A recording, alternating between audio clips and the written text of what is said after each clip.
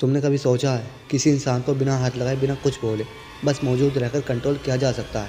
यह silent manipulation है जहाँ तुम सामने वाले की सोच, इमोशन और हर रिएक्शन पर काबू पा लेते हो बिना कुछ पता चले।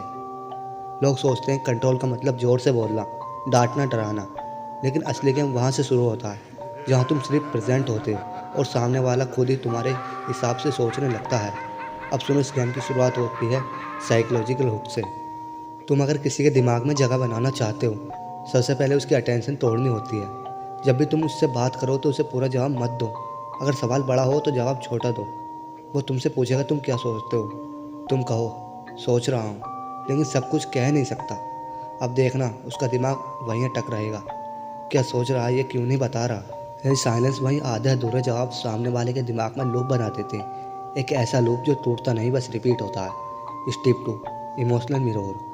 अगर सामने वाला खुश है तुम नेचुरल रहो, अगर वो परेशान है तुम हल्की मुस्कान दो।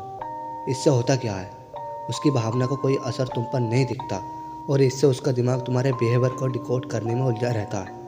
जैसे ही कोई इंसान तुम्हें समझ नहीं पाता, वो तुम्हारे बारे में और जानने की कोशिश करता है और वहीं से तुम्हारा कंट्रोल तुम्हारे हाथ में आ जाता है। और असली वेपन, प्रेडिक्टिव साइलेंस।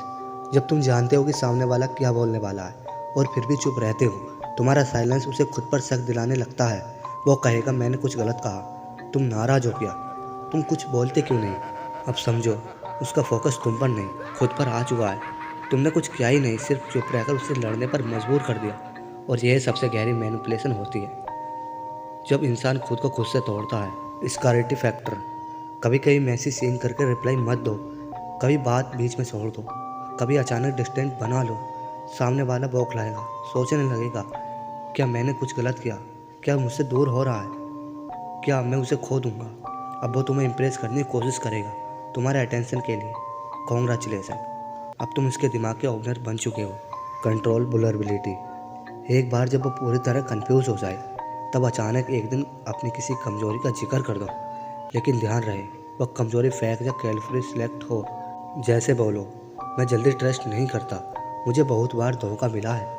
अब सामने वाला क्या सोचेगा, और ये ऐसा क्यों है, मुझे इसे ठीक करना है, मैं इसके करीब रहकर इसे बदल सकता हूँ। और वहीं पर तुम्हें छोड़ने की सोच भी नहीं करता। डार्क साइकोलॉजी ये नहीं सिखाता कि तुम किसी को बर्बाद कैसे करो, ये सिखाता है कि तुम किसी के दिमाग को कैसे अपने नक्शे पर चलाओ, बिना उसे छुए, बिना उसे समझ आए कि वो डिसीजन जो लिया है असल में उसका साथी नहीं है।